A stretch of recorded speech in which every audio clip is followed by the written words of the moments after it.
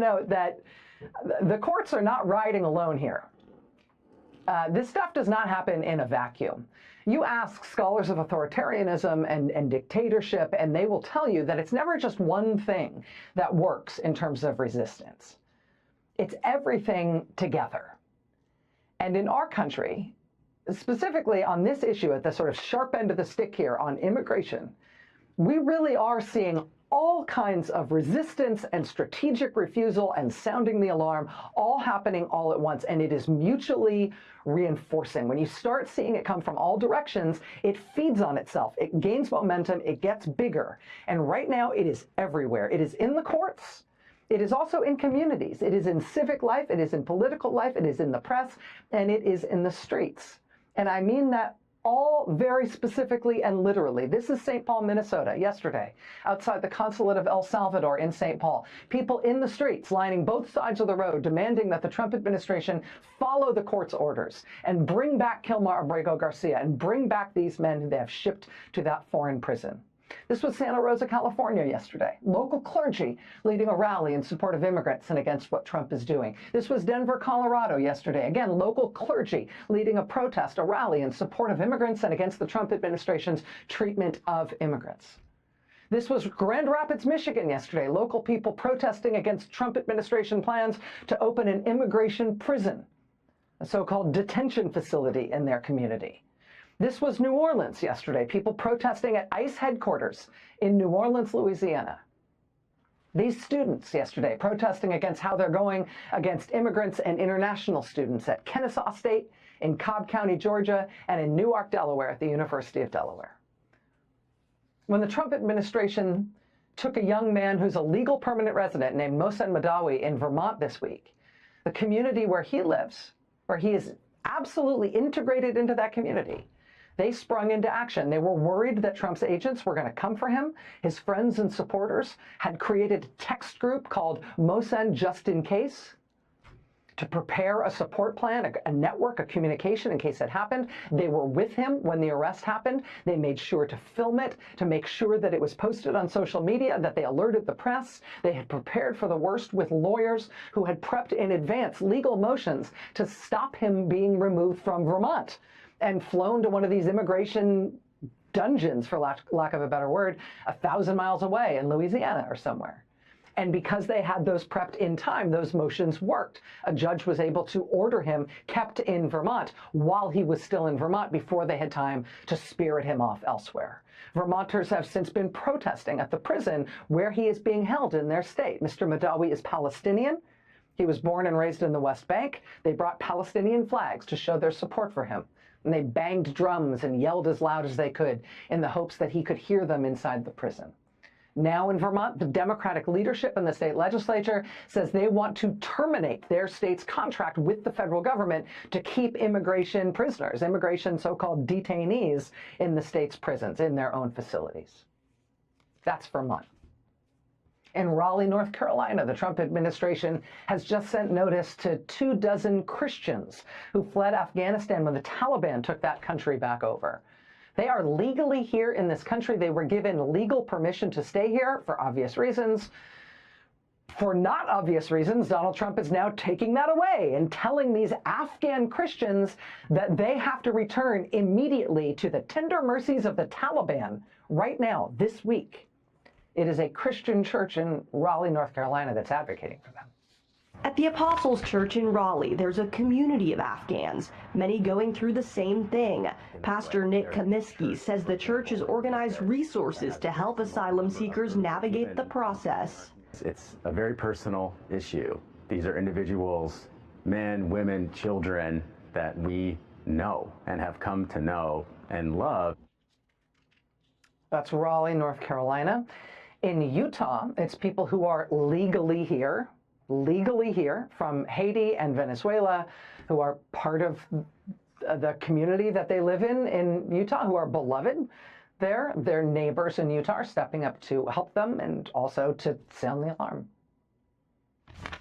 It's time for you to leave the United States. That's the first line of a letter from the Department of Homeland Security to several refugee families here in Utah legally. News specialist Dan Rascone is covering this story and joins us live. Dan, this has left neighbors shocked and upset. It really has, Deanie. That's exactly right. Shocked, upset, angry, and also heartbroken that several of these families got this letter from the Department of Homeland Security telling them they got to be out of this country by the end of the week. I'm angry, I'm sad, I'm embarrassed. Emotions running high It's not right.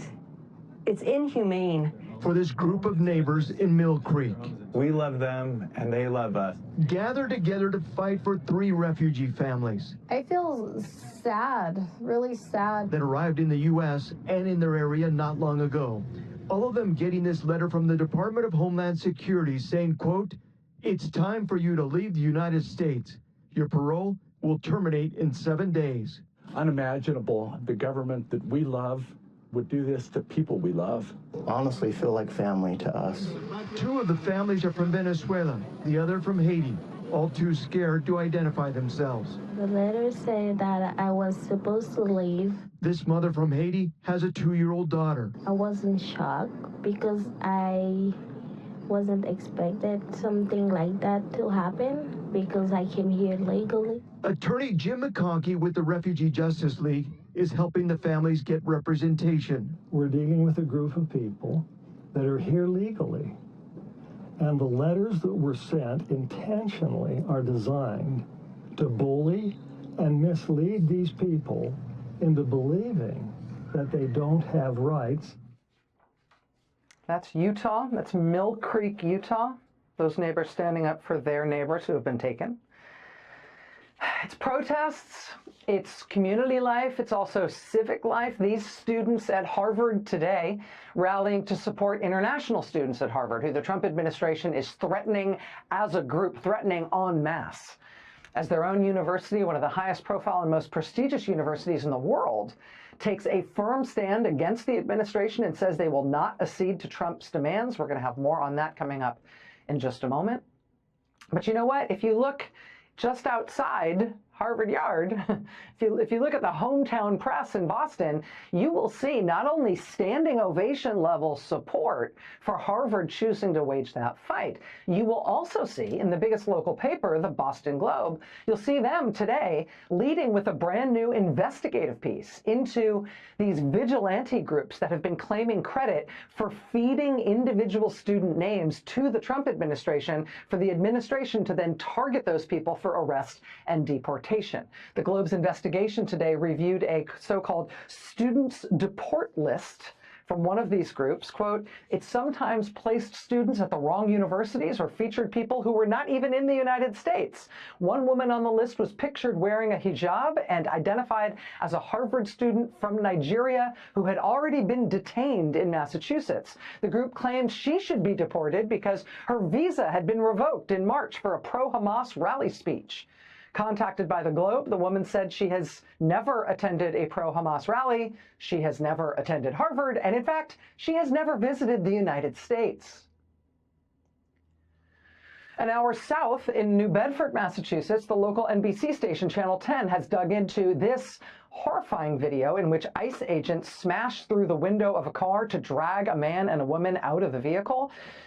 They report that the ICE agents repeatedly, while they were doing this, referred to the man in the car as Antonio. They insisted that that was what his name, and it was Antonio who they were looking for. Nobody in that car was named Antonio. It really does appear to be a case of mistaken identity. Local press has been covering it intensely, while ICE is defending its conduct by saying whether or not he's Antonio, the man was not in the country legally, and so, you know. The New Republic was first to report that one of the police officers responsible for the disputed gang designation for Kilmar Abrego Garcia appears to have himself been soon thereafter suspended from the police force for serious misconduct in an unrelated matter, which of course goes to a police officer's credibility on a matter like this. USA Today was first to report that in the case of the gay makeup artist who the Trump administration sent to El Salvador, potentially for life in prison, his supposed gang affiliation was due to a single officer with a history of serious credibility and disciplinary problems, including driving his car into a family's home while intoxicated, after which he was summarily fired. Now we've got increasing press coverage of the Trump administration sending get out of the country immediately letters to at least 3 U.S. citizens, 2 of whom are lawyers in Massachusetts and 1 of whom is a random doctor in Connecticut. All of them American citizens, all inexplicably told by the Trump administration that they must get out of the country within a week. And all of this press coverage, while it's depressing because of the subject matter, it is also incisive investigative press coverage. And it does have the effect of exposing the shambolic and slapdash and utterly incompetent behavior of the Trump administration as it embarks on this cruel and unconstitutional adventure for which it wants to be feared and respected. And instead they look ridiculous and cruel in equal measure. And that has the effect of shaping public opinion about what they're doing. And that fuels not just protests, and lots of them, but also lawsuits. Reuters reporting that on Tuesday alone this week, federal judges in at least 7 states issued orders blocking the Trump administration from acting against international students that it is trying to arrest. Lawsuits in Massachusetts, Montana, Wisconsin, Washington, D.C., New Hampshire, Michigan, everywhere, and more filed every single day. Those legal roadblocks tend to turn up information. The tide of incisive investigative press about what the administration is doing turns up yet more information about what Trump is doing and who he's hurting. And all of that information builds the public case, further galvanizes more public opinion against them and more protest against them. And you know what? If you keep eventually going like this stuff snowballs and it builds on itself, and eventually you are going to embolden elected officials to make them believe that it is time they better take action. And eventually you are going to end up with a U.S. Senator in El Salvador himself trying to get his constituent out of there. And on that front, we have breaking news tonight. Just as we are getting on the air tonight, we have learned that Senator Chris Van Hollen, Democrat of Maryland, has been able to meet with imprisoned Kilmar Abrego Garcia. The government of El Salvador posting 3 photos online of the senator meeting with Mr. Abrego Garcia a short time later. Senator Van Hollen confirming that he did have a chance to meet with his constituent. He said, quote, "I said my main goal of this trip was to meet with Kilmar. Tonight I had that chance. I've called his wife, Jennifer, to pass along his message of love. I look forward to providing a full update upon my return." It is unclear where that meeting took place. It is unclear what Mr.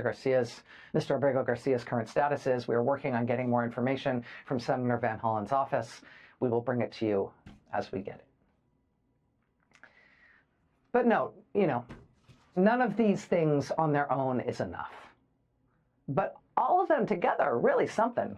And all of them together just might be enough, right? 1 of by land, 2 of by sea. Fast horses, a relay of riders to alert everybody along the way, everybody ready to do their part. We've had 250 years of training for this. We know what to do.